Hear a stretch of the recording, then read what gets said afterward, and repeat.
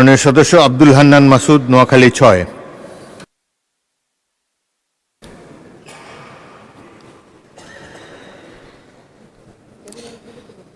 মাননীয় স্পিকার, আপনাকে ধন্যবাদ।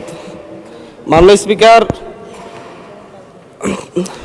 বৃহত্তর নোয়াখালী তথা নোয়াখালী লক্ষ্মীপুর ফেনী অঞ্চল মেঘনা নদীর তীরবর্তী এবং বঙ্গোপসাগরের কোল ঘেঁষা একটি গুরুত্বপূর্ণ উপকূলীয় অঞ্চল।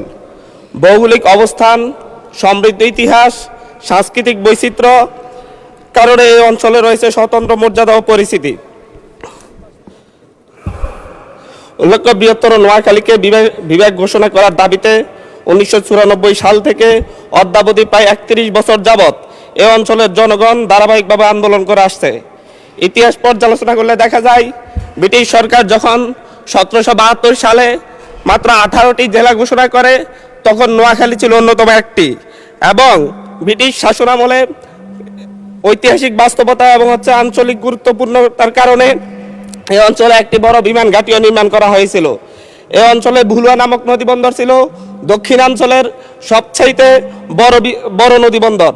কিন্তু বর্তমানে এই অঞ্চলের জনগণ সবসময় দেশের গুরুত্বপূর্ণ আন্দোলন সংগ্রামে অগ্রণী ভূমিকা পালন করে। খেলাফত আন্দোলন, ব্রিটিশ বিরোধী আন্দোলন, ভাষা আন্দোলন, মহান মুক্তিযুদ্ধ এবং সাম্প্রতিক গণঅভ্যুত্থান সব ক্ষেত্রে এই অঞ্চলের মানুষ সম্মুখ সারিতে থেকে আত্মত্যাগের উজ্জ্বল দৃষ্টান্ত স্থাপন করেছে। দুঃখজনক হলেও সত্য, রাজনৈতিক নানা কারণে দীর্ঘদিন ধরে এই অঞ্চলটি উন্নয়ন ও প্রশাসনিক দিক থেকে বঞ্চিত হয়ে আসছে। ফলে এখানকার জনগণ বৈষম্যের শিকার। অথচ এই অঞ্চলে বীরশ্রেষ্ঠ রুহুল আমিন, ভাষা শহীদ সালাম, শহীদ সার্জেন্ট জহুরুল হক, প্রখ্যাত চলচ্চিত্রকার নির্মাতা শহীদ জহির রায়হান, বিশিষ্ট বুদ্ধিজীবী শহীদ মুনীর চৌধুরী এবং সাবেক 3 বারের প্রধানমন্ত্রী আপসীন নেত্রী বেগম খালেদা জিয়ার মতো কৃতি সন্তানের জন্ম দিয়েছে এই অঞ্চলটি। এমত অবস্থায় বৃহত্তর নোয়াখালী সামগ্রিক উন্নয়ন এবং